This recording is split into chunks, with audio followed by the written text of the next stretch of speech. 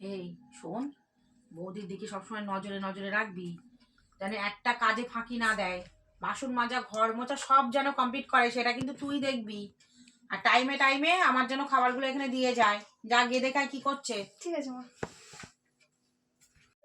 ও বৌদি তাড়াতাড়ি নাও, মা তো খিদে পেয়েছে, মা তো খাবার দিতে হবে। আর কখন করবা কাজ? হ্যাঁ হয়ে গেছে, এই তো একটু পরিষ্কার করলে হয়ে যাবে। বৌদি খাওয়ার বাসনগুলো মেজেছো? হ্যাঁ। ঠিক আছে। ও বৌদি সন্ধ্যায় টিফিনটা কখন করবা?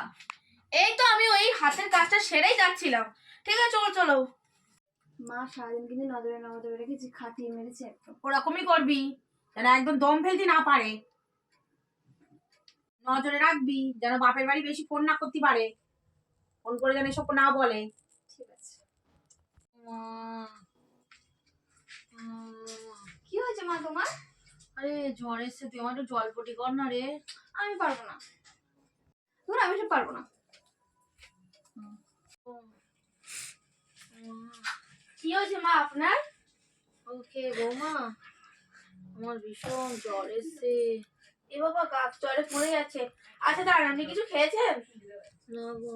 তাহলে আপনার জন্য খাবার করে নিই, তারপর খাবার খেয়ে আপনাকে ওষুধটা দিয়ে দেবো, তাহলে দেখুন জ্বরটা কমে যাবে। ঠিক আছে শোনো বৌমা, হ্যাঁ। বলছি তুমি না আমার উপর রাগ করো না। আমি না তোমার উপর খুব অন্যায় করেছি জানো। আজ দেখো নিজের মেয়ে চলে গেল, আমার এই অবস্থা দেখে আর তুমি আমার জন্য ওষুধ আনবা? তুমি আমার ক্ষমা করে দিও মা। আরে মা, ভুল মানুষ মাত্র হতেই পারে। ঠিক আছে দাঁড়ান, আপনি ওষুধ আনছি।